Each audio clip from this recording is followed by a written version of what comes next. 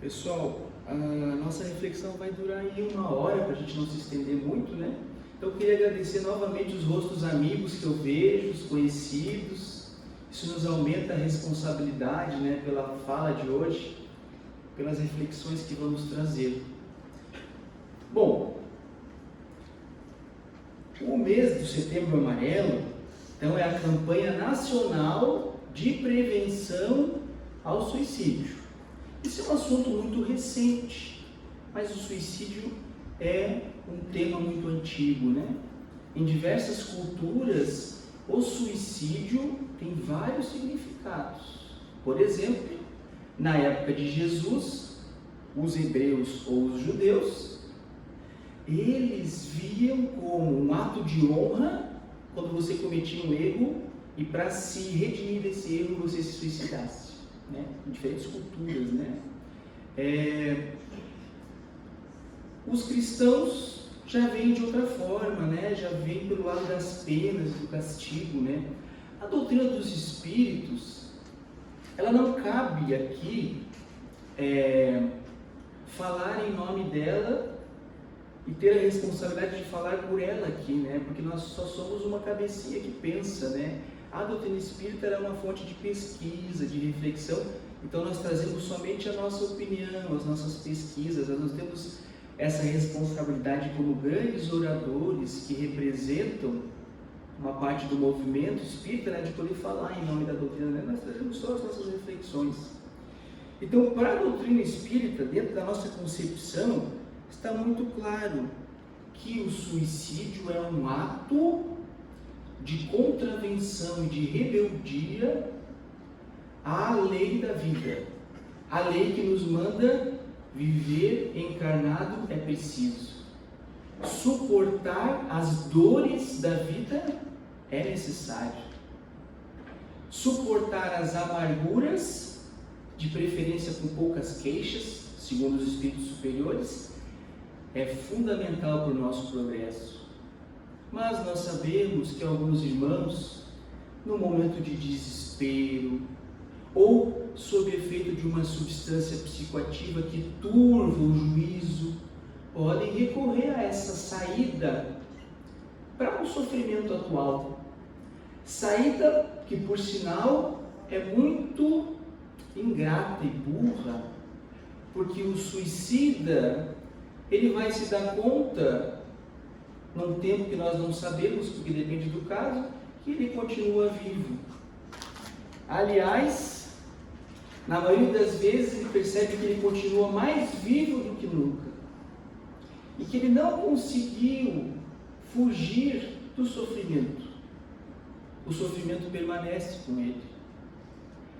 A angústia, na revista espírita, é descrita como um estado emocional que os espíritos também sentem. Eles não sentem dores físicas no joelho e nos ombros, mas a angústia, que é um estado de ansiedade que geralmente pode levar a pessoa a recorrer ao suicídio, ela muitas vezes necessita de manejo medicamentoso, de tratamento, porque uma angústia grande, como a angústia de pânico, que é a angústia paroxística, é uma angústia onde existe ali a última barreira entre a sanidade e o enlouquecimento, entre a perda do juízo momentâneo. E a pessoa pode se tranquilizar ao perceber que o suicídio pode ser uma saída. Quem já leu a obra Memórias de um Suicida, ou quem já ouviu a obra Memórias de um Suicida, um espírito, através da mediunidade de Ivone Pereira do Amaral, né, Magna? Ele relata que aos 60 e poucos anos recorreu ao suicídio e o sofrimento continuou. Lá no mundo espiritual, um dos princípios da doutrina espírita é a pluralidade dos mundos. E não precisa ser mundos, planetas, mundos, dimensões. Então a vida continua, ela não cessa. Então, quando o suicida recorre a esse ato dor, a esse gesto dor, ele vai colher a decepção, vai colher a desilusão de ter conseguido acabar com o seu próprio sofrimento. Uma das perguntas mais importantes do Livro dos Espíritos: para que serve a reencarnação?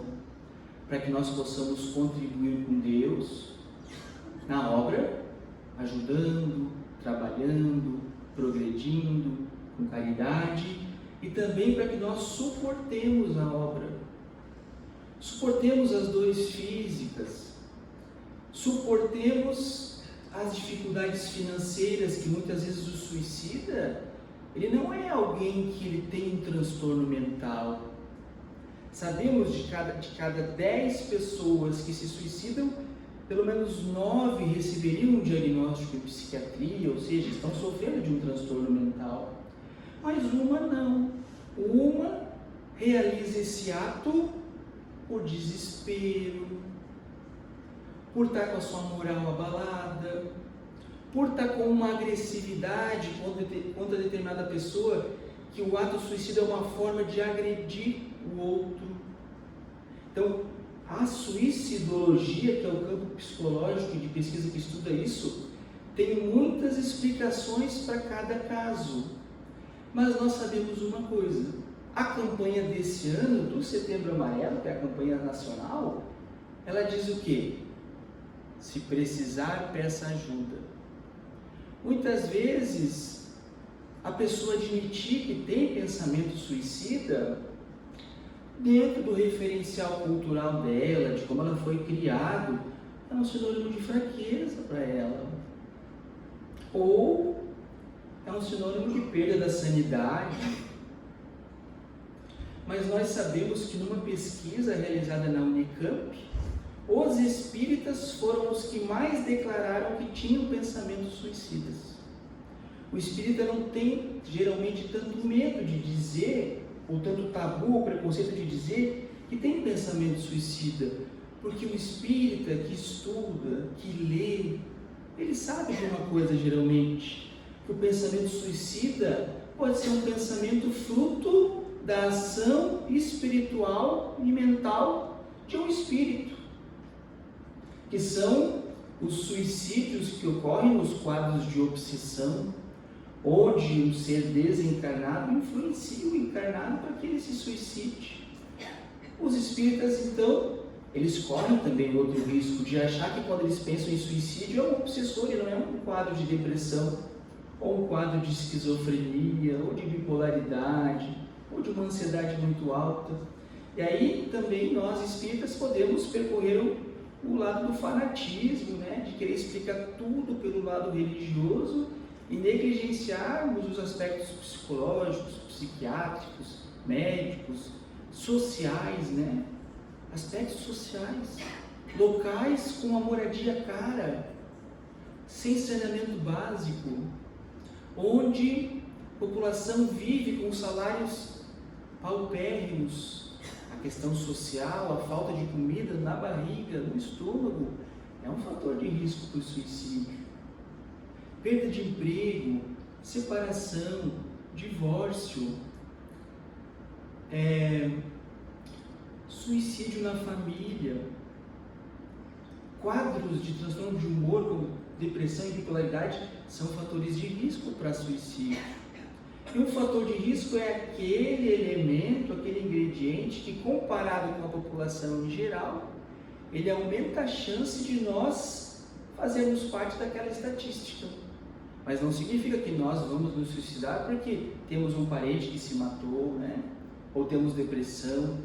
A maioria das pessoas que tem depressão não se mata, né? E nem tenta ou tem um comportamento suicida, né? Mas nós estamos vivendo, principalmente nas Américas, um aumento dos índices, da quantidade de suicídio, e na Europa e em países mais desenvolvidos uma diminuição. No nosso país nós vemos também o aumento disso nos adolescentes, nos adultos, homens jovens com mais impulsividade e métodos mais letais geralmente, e nos idosos também, os idosos. O espiritismo pode ser um fator que protege contra um comportamento suicida? As pesquisas têm mostrado que quando a religião ou quando a espiritualidade funciona como uma ferramenta que dá sentido à vida, que ajuda a gente a suportar períodos de solidão, onde parece que tudo se fecha, a espiritualidade ou a religiosidade, eles podem servir como ferramenta para que nos momentos de dificuldade, o profissional, o psiquiatra, o psicólogo, o médico, o atendimento fraterno na casa espírita possa buscar isso na pessoa que ele está cuidando, para ver se aquilo serve como ajuda. Por exemplo, eu já ouvi de espíritas dizerem que eles só não se matam porque eles sabem que vão passar dificuldade depois, vão para um umbral. O livro dos Espíritos é muito categórico. Ele diz que não dá para definir o estado de um espírito depois do suicídio. O que nós sabemos é que nós nunca deixamos de receber amparo, mas também a lição é amarga o quanto necessitamos do nosso progresso. Então, o espírito de Camilo, que foi um escritor português, que relatou o sofrimento dele na obra Memórias de um Suicida, ele relata que ele ficou por um período num local onde as pessoas que não acreditavam em nada, em Deus, em nada depois, viviam aquele nada. Era um lugar que não tinha nada. Não tinha nada lá. Só tinha o próprio sofrimento deles. Só eles com eles. E às vezes, lá longe, uma voz, no meio da neve, da escuridão, anunciando que estava passando uma caravana. E a caravana dizia: João, nascido dia tal, se apresente. E João saía do campo escuro e se apresentava e era resgatado. Mas o nome do Camilo nunca era dito, ele já estava cansado, já estava pensando, deve ter alguma coisa além desse lugar aqui. Não é possível que nós vivemos o que vivemos, que nós sabemos o quanto estudamos e o quanto amamos e o quanto a saudade nos sensibiliza e não tem nada depois. E aí, um belo dia ele ouviu o nome dele e ele percebeu que ele fazia parte da grande humanidade que se suicida, mas que não deixa de receber amparo. Uma certa vez, Allan Kardec evocou na Sociedade Espírita de Paris um suicida, um espírito suicida. Na revista Espírita está isso. O espírito suicida, nas primeiras evocações, e quem acha isso um pouco assim místico, fantasioso, é só começar a estudar numa casa espírita. Daqui a pouco você pode participar de uma sessão de mediunidade e você vai ver os espíritos falando ali. Então, Allan Kardec evocou um espírito de um suicida e o espírito fazia 2 anos que tinha se suicidado. Então ele veio lá e falou que ele estava cansado, que ele não queria falar, não queria ver ninguém, não queria falar com ninguém da família, mas falou que queria que rezasse por ele, que era uma forma de ele se aliviar. Uma outra vez ele veio de novo, já melhorzinho, já dizendo que tinha recebido aquela prece, umas palavras meio curtas, sem muita conversa. Então nós sabemos o seguinte, que esses irmãos suicidas, as nossas preces, quando nós endereçamos elas para eles, elas chegam até eles. E nós sabemos que essa caravana que vai buscá-los é a caravana de Maria de Nazaré. É ela que é responsável por esses resgates. Eu, por exemplo, tenho um familiar que se suicidou e peço sempre a Deus que ele possa ser resgatado ou até que ele já tenha reencarnado. Nós não sabemos o tempo das coisas. Não existe uma receita pronta que se reencarna a cada 40 anos, ou que o suicida fica no vale dos suicidas até esgotar o tempo dele na Terra, então ele fica lá, por exemplo, se suicidou, faltou 30 anos para desencarnar, vai ficar 30 anos no vale dos suicidas. Não é isso que o livro dos Espíritos nos ensina. Mas olha só,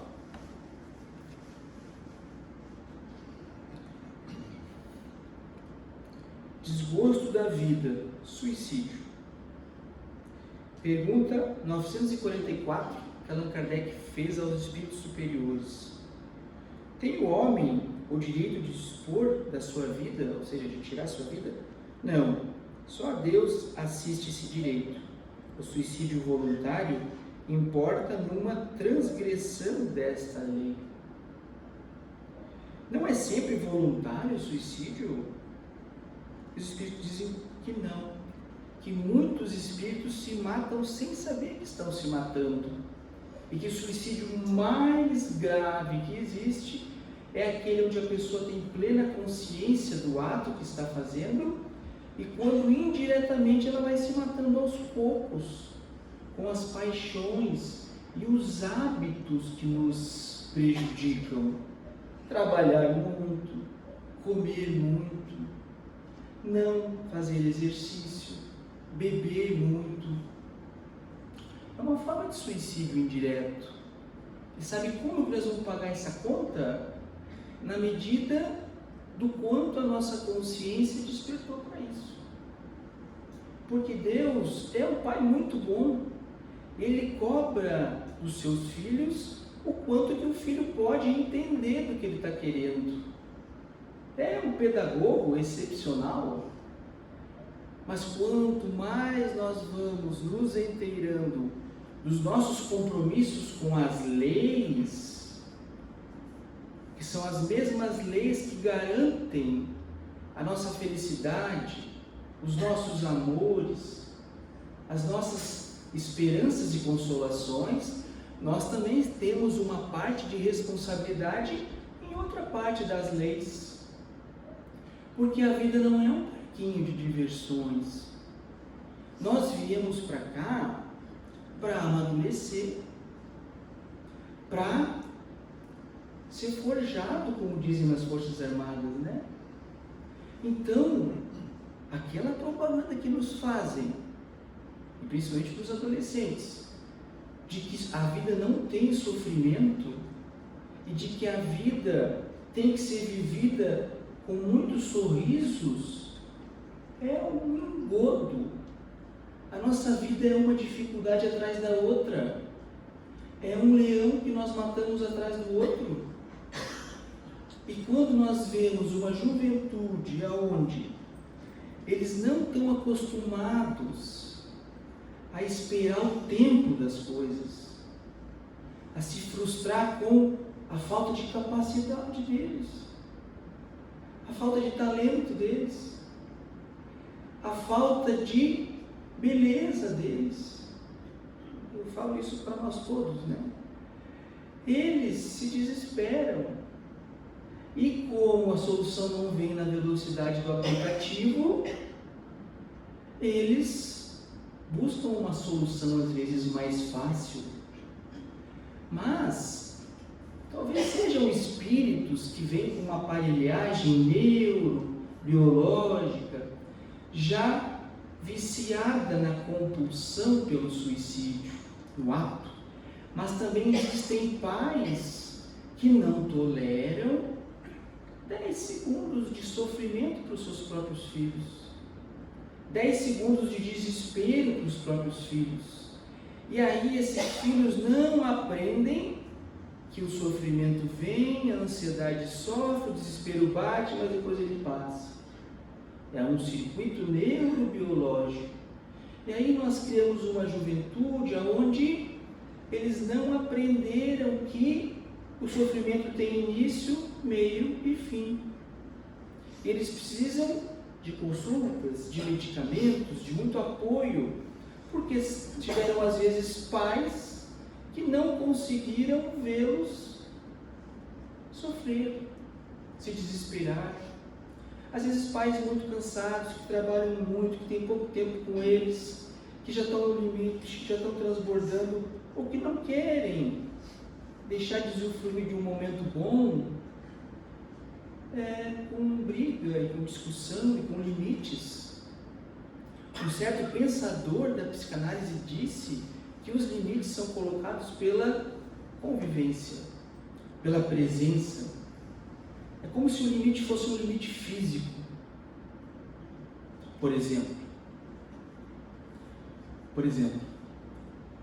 se eu não tenho um tempo com meu filho, esse tempo se entende que mentalmente eu estou com ele. Eu não consigo acessar estruturas neurológicas e psíquicas dele que fazem parte da minha intervenção como pai daquela criança. E aí, quando essa conexão fluídica, espiritual e mental não se estabelece, fica um vazio ali. Um vazio que precisa de algo que acalme.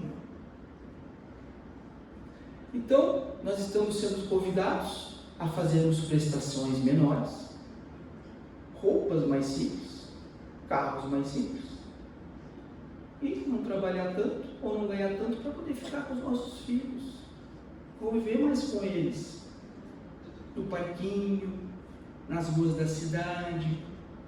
Por quê? Porque é um compromisso que estabelecemos e faz parte da nossa influência na obra, né? Os filhos são obra nossa, são filhos de Deus, mas fazem parte também da nossa cocriação em plano menor daquela obra, certo? Bom, Humberto de Campos, um escritor que desencarnou no final da década de 20 do século passado, início da década de 30, afiado nas palavras, sábio na gramática, um grande literato, desencarna, ateu, crítico da religião, com aquela velha concepção freudiana de que a religião serve como algo que dá sentido para os fracos, para os psicologicamente enfraquecidos. E quando nós falamos a velha concepção freudiana, nós não estamos desqualificando o Freud, muito pelo contrário. Foi um dos pais da psiquiatria pelo conhecimento que trouxe. Mas essa visão de que religião é para os fracos é uma visão ultrapassada, porque nós sabemos que grandes espíritos que nos ensinam muito, como Gandhi, era espiritualista e religioso, certo? Então, quando nós prestamos atenção nas psicografias de Chico Xavier, lá em 1935, foi a primeira vez que Humberto de Campos psicografou pelas mãos de Chico Xavier. Um dos primeiros apóstolos buscados por Humberto de Campos nas psicografias, Judas. Humberto de Campos um dia estava passeando, já como espírito desencarnado, pela região da Galileia. Ele viu longe um espírito de muita luz, que colocava respeito pela túnica que vestia. Que túnica era aquela? O corpo espiritual, o perispírito. Ele irradiava muita luz. Humberto de Campos até ficou com medo de chegar perto. Estava sentado numa pedra, perto dos locais onde Jesus tinha sido crucificado. Mas Humberto de Campos era curioso e uma voz disse para ele, e no mundo espiritual as vozes também falam no ouvido dos espíritos, viu? Vai, te aproxima. Ele se aproximou daquele espírito. E foi mais ou menos assim.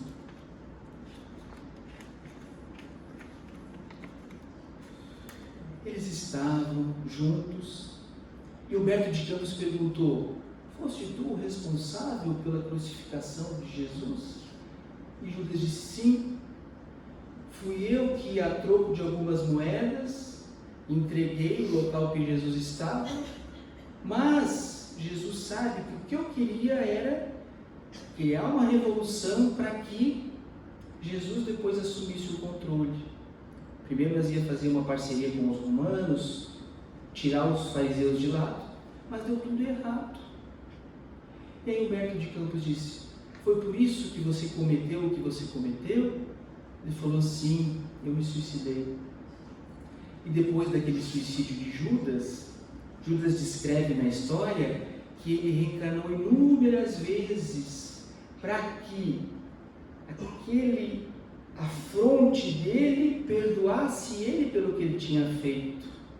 E que naquele momento, naquela conversa com Humberto de Campos, ele estava tão em paz com o destino dele, que ele já estava irmanado com Jesus.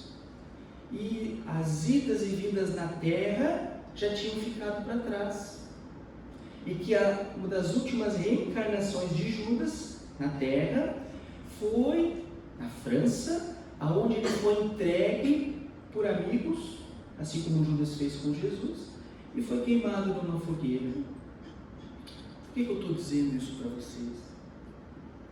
Quando Jesus estava na cruz, se encaminhando para a cruz, a psicografia de Humberto de Campos também fala o seguinte: que enquanto a turba amotinada cuspia, xingava, e as mulheres ao longe choravam, anjos desciam do céu e criavam uma estrada de flores para que Jesus passasse. E em cima da cruz, do madeiro, já se criava ali um ambiente espiritual, e naquele momento foi a última provação que Jesus passou. E não precisava ser provado, mas fica como aprendizado para nós. Um espírito de aspecto sombrio chegou nele e falou: desiste, eles não te merecem, vamos ganhar o mundo, vamos subjugar a humanidade. Naquele momento Jesus pensou que todos carregavam a sua cruz, e aquela cruz era dele, e ele seguiu para a crucificação. E durante a crucificação, nos momentos de dor, e a psicografia deixa bem claro que Jesus sentiu dor, vivenciou um desespero aparentemente mental pela dor que sentia, mesmo sendo um espírito superior. Ele pode preferir viver a experiência física para colocar limite em nós. O limite só é colocado fisicamente, com a presença, não virtual. E Jesus, quando resolve viver isso conosco, nos traz a presença dele. E quando ele estava nos momentos derradeiros dele, com os órgãos já em falência, desceu do céu alguns anjos, algumas falanges de anjos, cujo aspecto e o brilho são indescritíveis. É impossível dizer o que veio lá de cima. Mas Humberto de Campos diz que o céu se rasgou. Mesmo com uma tempestade vindo ao longe, desceu um anjo que beijou os pés ensanguentados. Um anjo cuidou das feridas com muita comoção. E um deles, de olhar ansioso, foi até Jesus. Ninguém percebeu que ele estava ali. Abraçou Jesus com uma delicadeza, muito discreto, e olhou para Jesus para saber o que Jesus queria. E Jesus disse para ele assim: vai atrás de Judas. E naquele momento, aquele anjo se dirigiu a Judas, e Judas teve o desfecho que teve. A misericórdia, a bondade de Deus está sempre protegendo todos nós. Mesmo quem comete o suicídio, naquele momento está amparado, e depois também vai estar amparado. Mas os apóstolos começaram a criticar muito Judas. Alguns dias depois, Jesus encontrou dois apóstolos caminhando, e eles se ajoelharam e viram Jesus, já depois da crucificação, e se ajoelharam e choraram e disseram: o que você quer que a gente faça? E eles estavam ali há um minuto atrás falando mal de Judas. Judas tinha sido um delator, né? Assim, falando impropérios para Judas. E ele falou: não, agora eu não posso ir com vocês, eu ainda estou em função de Judas. Jesus ainda estava cuidando do que tinha acontecido com Judas. Então, quando nós temos familiares que desencarnaram pelo suicídio, existe uma providência cuidando dessas pessoas. E o Espiritismo nos traz com algumas histórias que, se a pessoa deu um tiro na cabeça, talvez ela vai reencarnar com alguma deformação na cabeça. Se a pessoa se afogou, talvez ela vai vir com alguma dificuldade respiratória, mas isso não é uma lei, isso não é uma sentença. Mas os espíritos escolhem as provas para que a consciência deles de culpa se alivie. Vocês já conseguiram dormir depois de ter feito uma burrada muito grande? Depois de ter machucado alguém com palavras? Depois de ter feito uma coisa que vocês condenam? Dificilmente alguns conseguem dormir. Então o espírito ele só consegue seguir a caminhada dele depois que ele escolhe algumas provas e experiências que vão fazer com que a mente dele saia de um estado de culpa.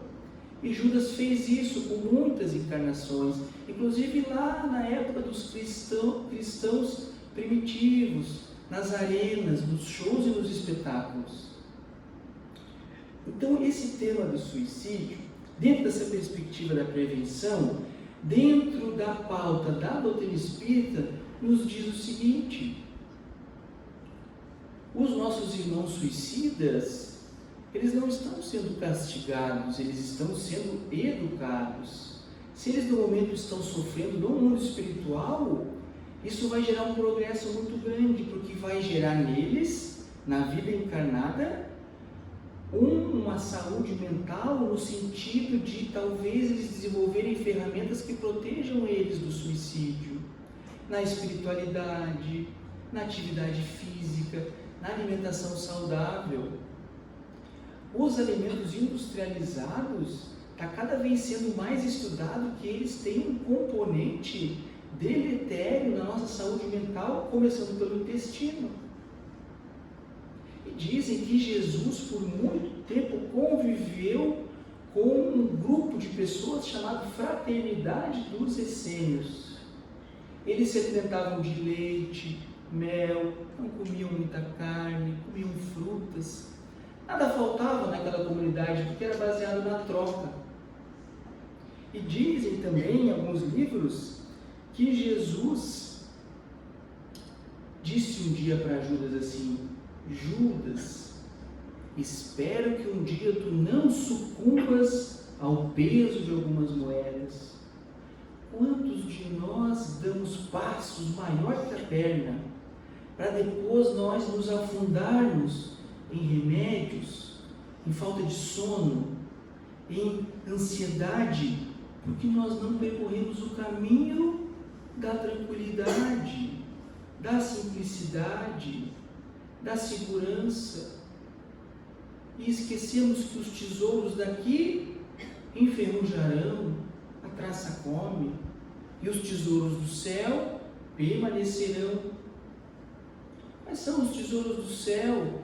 A caridade, a ajuda no centro espírita, a ajuda às pessoas que não têm condição de nessa vida contar com o básico, e que elas nos olham e pedem ajuda, e que nós fingimos que a nossa vida é o nosso carro com o seu vidro elétrico e seu isolamento acústico. Mas um dia nós vamos nos deparar com outra realidade. Estava vendo ontem um programa de um rapaz que viaja o mundo inteiro. Ele já viajou muitos países, só que ele nunca tinha ido na favela da Rocinha. 250 mil pessoas subiu a favela da Rocinha com moradores locais. Conheceu o topo daquela pedra enorme e falou no final do vídeo assim: eu nunca vi um lugar onde as pessoas se ajudam tanto. Eu nunca vi fios espalhados pelas ruas, um morador dando energia elétrica para o outro. Se a pessoa tem uma laje, ela pode vender a laje para uma pessoa que não tem terreno. Se a pessoa tem uma geladeira velha, se cria uma tomada num cubículo e a comunidade usa aquela geladeira. Essas encarnações, para nós espíritos que sabemos dividir pouco, elas nos trarão aprendizados. Porque é impossível se tornar um espírito poderoso, sábio e com bom senso, se eu não experimentar estar na pele do outro e sofrer o que o outro sofre sem saber me colocar no lugar do outro? E se colocar no lugar do outro não é imaginar que eu sou o outro, é ser o outro. E isso a reencarnação nos ensina naturalmente. Podem ficar tranquilos. Todos nós vamos aprender. Já aprendemos muito e aprenderemos cada vez mais. Moramos numa cidade onde, se tem alguém na rua usando droga, é uma coisa assim absurda, porque nós não estamos convivendo com isso. Em grandes centros, essa já é a realidade do dia a dia das pessoas. Nós moramos num lugar abençoado, uma cidade pequena, perto de uma grande cidade, mas se nós não cuidarmos dessa gente que precisa da cesta básica, precisa vir aqui e perceber que elas são ajudadas, isso vai virar violência, vai virar roubo, vai virar morte pela polícia. Se nós não nos engajarmos nisso, levando para essas pessoas que são os nossos próximos esse acalento, o mal vai bater na nossa porta, ou vindo até nós, ou nós sendo esses próximos que moram nesses lugares. Na reencarnação, nós somos os próximos dos nossos próximos, nós somos os próximos. Se a gente não consegue aprender isso pelo amor, é uma questão matemática. Eu tenho que fazer pelo outro porque um dia eu vou precisar que faça por mim. Mas, nas nossas reflexões, nós também queremos trazer uma coisa. A maioria das pessoas que se suicidam possuem um transtorno mental. Quando a pessoa está num momento onde ela só vê no suicídio uma saída, se ela tiver uma escuta qualificada ou genuína, ela pode não se matar. O CVV, o CAPS, onde Tijucas, as unidades básicas de saúde, os colegas da saúde mental, o centro espírita, as igrejas, todos são locais de promoção de saúde. Atualmente na nossa cidade, se eu estiver passando por um sofrimento mental agudo, não estiver colocando ninguém em risco por estar agressivo, não estiver com falta de juízo das minhas faculdades, eu posso procurar o CAPS 1 de Tijucas, fica lá no bairro da Joaia, faz um mês que inaugurou. Tem uma equipe multidisciplinar, funcionários públicos, eu faço parte da equipe. Você vai passar por um acolhimento individual. Lá vai ser visto se você é um paciente que fica no CAPS, um usuário, ou vai ser encaminhado para um outro serviço. Mas as fichas são limitadas, a população é grande, tem que chegar cedo, né? Mas ninguém vai ser esquecido ou deixado de lado. A demanda vai ser vista e vai ser encaminhada. Isso funciona no pronto-socorro e para as unidades básicas de saúde também. Hoje já se sabe que se eu sou empresário e eu não tenho um interesse pela saúde mental dos meus funcionários, eu vou ter prejuízo. Porque a saúde mental é um dos maiores movimentadores de atestados e de ausência do trabalho. Se eu sou empresário e eu não me preocupo com palestras educativas para questões financeiras do meu trabalho, eu vou ter um funcionário que não está ali de corpo presente, que está pensando nas dívidas e que diminui a qualidade do serviço. A saúde mental está cada vez mais em pauta e não adianta mais pensar que só porque a pessoa não está sangrando, ela não está doente. É necessário, então, entender que eu posso cuidar da minha saúde mental sem tomar um remédio. O contato com a natureza, a atividade física, melhorando a minha espiritualidade, trocando na minha comunidade um prato de feijão, um pão que eu faço, dando um bom dia, Tem até estudo mostrando que quando eu digo bom dia, de forma genuína, eu produzo remédio na minha cabeça. As cerebrinas, as endorfinas, a serotonina, são substâncias que causam bem-estar, que são produzidas depois da atividade física. Mas nós sabemos então que o mês de prevenção do suicídio é um mês de reflexão para todos nós.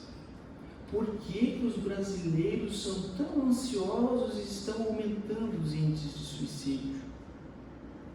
Qual é a diferença que nós temos com a população europeia que está diminuindo a quantidade?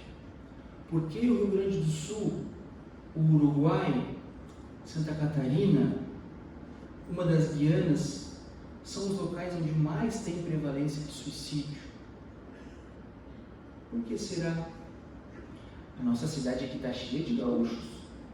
O estado do Brasil que a prevalência é mais alta. Dizem também que um fator é muito prejudicial no comportamento suicida. Se chama impulsividade. Impulsividade é quando eu tenho um comportamento que eu não reflito. E às vezes a pessoa pode ter um quadro que não foi diagnosticado, como o transtorno do déficit de atenção e hiperatividade, causa comportamento impulsivo. Pode ter um quadro de transtorno bipolar, são pessoas que oscilam muito, mas não oscilam no mesmo dia, elas têm períodos de oscilação bem demarcados no tempo. E nós sabemos também que as substâncias psicoativas, as drogas, o álcool, são o ingrediente, às vezes, que nós precisamos para que a gente coloque aquele comportamento suicida em prática. Porque todos nós temos conceitos sobre nós e sobre quem nós somos que nos impedem, como um tabu, de atentarmos contra a própria vida encarnada.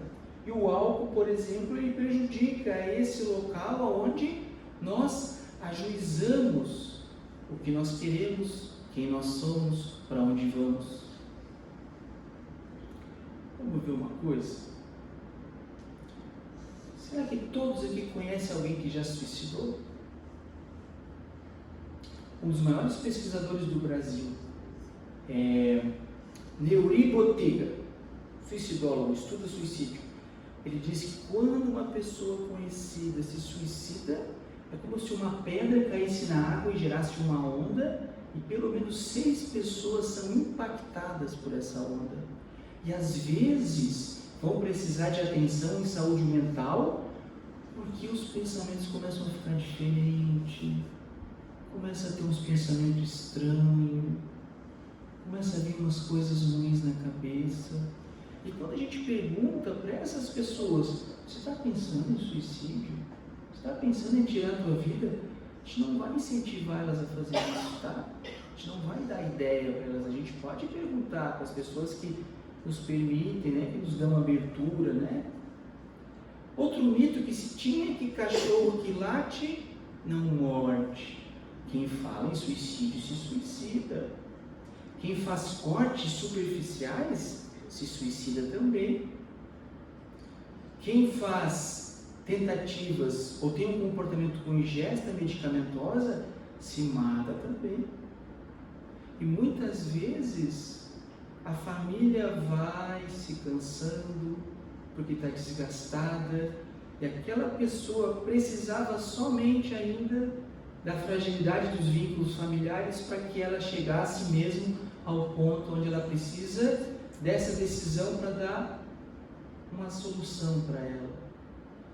E quando nós temos alguém com risco de suicídio muito ansioso e de repente essa pessoa se tranquiliza e de uma hora para outra ela fica bem, nós temos que prestar atenção.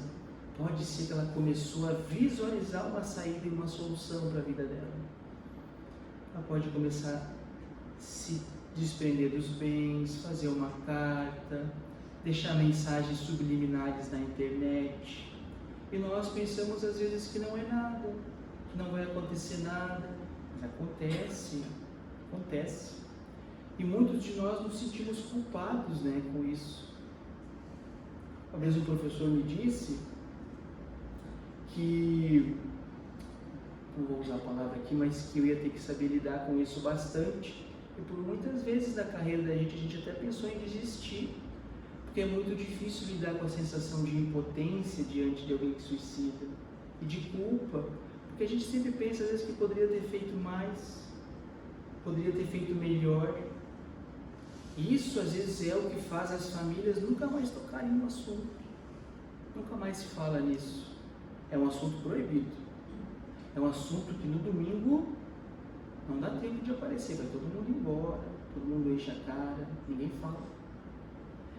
É um assunto tabu ainda. Mas provavelmente existe ali uma genética propícia para isso.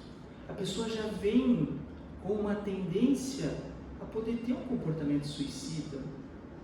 E se eu tenho um transtorno psicótico, como as esquizofrenias, como muitas vezes o transtorno afetivo bipolar, como os quadros depressivos graves, com vozes de comando que me mandam se matar, se eu vou no psiquiatra espírita, ele tem que fazer o diagnóstico, dar remédio, trazer a família para perto, às vezes interna em casa, às vezes interna no hospital. E se esse psiquiatra sabe que a pessoa tem uma espiritualidade, às vezes a igreja ajuda, às vezes o centro espírita ajuda, tudo ajuda, mas às vezes a religião pode atrapalhar. Quando, movido pela mais boa intenção, aquele religioso chega e diz para a pessoa assim: você tem que ser forte, você tem que ter fé e tem que abandonar os remédios, porque Deus quer te provar e quer te testar, você tem que mostrar que você tem fé. Engraçado, né? Se a pessoa usasse insulina para baixar o açúcar, ele não falaria isso, né? Porque ainda se tem entendimento que os problemas mentais são questões do diabo, que são questões místicas. Na verdade, até quando um evangélico precisa, no tratamento para depressão, dizer para mim que é o diabo que está ali também, que está ouvindo uma voz, eu digo: pô, se isso serve para você, então pede para o pastor afastar isso. E ele vai, está tudo bem, porque ele vai receber suporte religioso, espiritual. Mas quando uma coisa quer trocar pela outra, aí está o problema, porque daí volta a velha história da religião desqualificando a ciência e da ciência desqualificando a religião. Quando nós sabemos que em 2017 a Sociedade Mundial de Psiquiatria disse que os psiquiatras devem ser treinados a levar em consideração o aspecto espiritual dos seus pacientes. Inclusive nos cursos de psiquiatria esse tema deve ser abordado.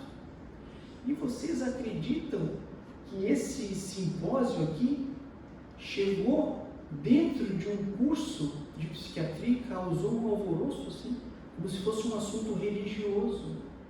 Não é mais um assunto religioso, é um assunto pertinente à saúde mental humana. Por quê? Porque tem gente que ouve vozes e não é doente. Chico Xavier, a senhorinha do nosso bairro, que benze, que ajuda. O doutor Alexander Moreira Almeida, que é um psiquiatra pesquisador brasileiro, ele, na tese de doutorado dele, sorteou centros espíritas em São Paulo, sorteou para ser de forma aleatória, para não ter um caráter tendencioso, né? E aplicou questionários nas médiuns e nos médiuns de mais de 30 anos de dedicação à mediunidade. Se aquele questionário tivesse sido preenchido há 30 anos atrás, algumas daquelas pessoas iriam ser consideradas esquizofrênicas, doentes mentais graves. E atualmente aquelas pessoas não tinham um score de doença mental. E aliás, os médiuns espíritas, na pesquisa dele, mostraram, comparados com a população em geral, que eles tinham níveis culturais, econômicos e de bem-estar e satisfação com as suas vidas maior do que a população em geral. O que isso significa?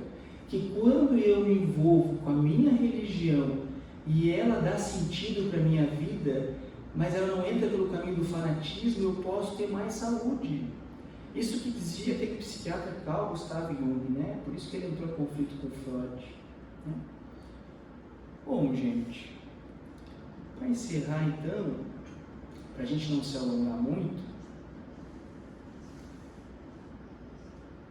nós elevamos o nosso pensamento com os nossos corações unidos, com as nossas intenções pelos suicidas, aquecidas pela nossa intenção e pela nossa vontade.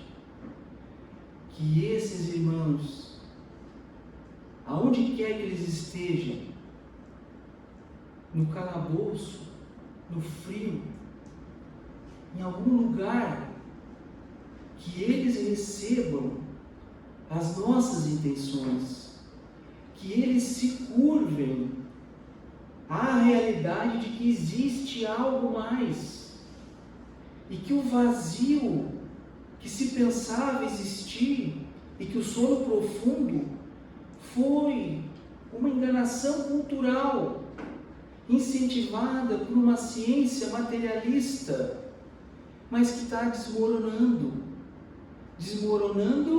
porque a evidência e a realidade se impõem. E que esses irmãos que tanto necessitam de 1 minuto do nosso dia, de 10 segundos do nosso dia, que eles recebam no seu coração o nosso incentivo, que eles não se abandonem, que eles não se acovardem, porque muitas vezes o suicídio é uma covardia, uma falta de coragem e de manter a alegria. Que eles recebam de nós a coragem necessária, porque um candidato à boa nova, ao entendimento de que a vida continua, Jesus recomendou que ele precisa de 3 coisas: alegria, coragem e esperança. Se eu vivo um contexto filosófico que se chama niilismo, que prega que o que tem depois é o nada, e se eu beber dessa fonte e pensar que com o suicídio eu vou amenizar tudo, eu vou encontrar um nada. E eu vou ter que voltar a sentir que eu não sou nada, que eu sou um filho querido, que merece zelo e proteção, e acima de tudo, que eu estou frágil e mereço amparo. Nesses dias então, de marcha pelo aborto, de prevenção, as decisões judiciais que limitam o entendimento, a decisão da mulher pela sua autonomia, de que ela faz o que bem entende com o que tem dentro do seu útero. Quem é a parte mais fragilizada? A mulher, psicologicamente açoitada, desgastada e traumatizada muitas vezes? Ou aquele ser indefeso, frágil, pouco formado, que não tem como se defender, que não tem como zelar por si, que não tem como usar as mãozinhas e dizer: não faça isso comigo, porque eu vim para aprender, para progredir. Então, nesses dias muito difíceis, esses dias de egoísmo, nós possamos entender que o olhar de Jesus zela, ampara, cuida, que nós, por mais que estejamos no meio das farpas, no meio das cinzas, no meio da incompreensão, da traição, no meio da incompreensão para conosco, nós estamos imersos no amor de Deus, pois somos criaturas feitas para crescer, progredir, entendermos as leis e usufruirmos delas para nossa própria felicidade.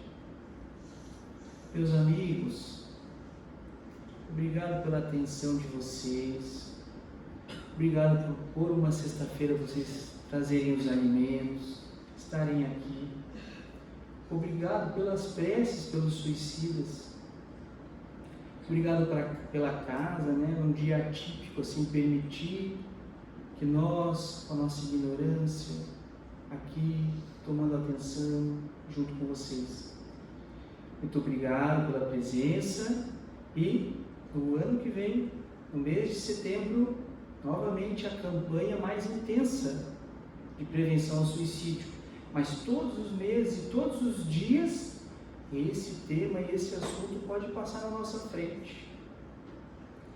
Quero também agora agradecer essa casa espírita que acolhe tantas pessoas no atendimento fraterno, às quartas-feiras à noite, de forma gratuita, caridosa, aos grupos mediúnicos que acolhem os espíritos em sofrimento. Meus amigos, que Deus nos ampare a todos. Obrigado, que assim seja.